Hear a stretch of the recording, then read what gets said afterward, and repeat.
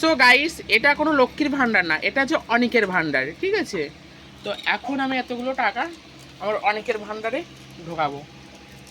এখানে সামথিং 1000 টাকার মতন আছে, এক একদিন 1000 টাকা করে ঢোকাই এই অনিকের ভাণ্ডারে। এই ভাণ্ডারটা ভরে আমি কিন্তু বাইক নেব।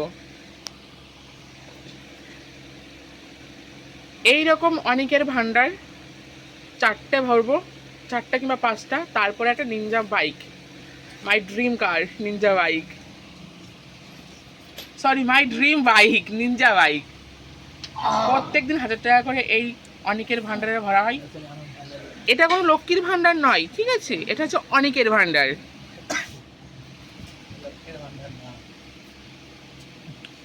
প্রত্যেক দিন 1000 টাকা করে রাখা হবে, তাহলে এক মাসে 30,000 টাকা হচ্ছে।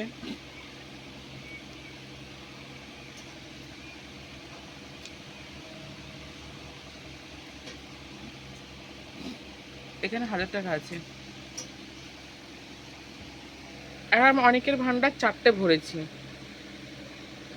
2026 সালে ভাণ্ডারগুলো ভাঙবো, তারপরে Ninja bike, my dream bike Ninja, Ninja bike না হলে R15।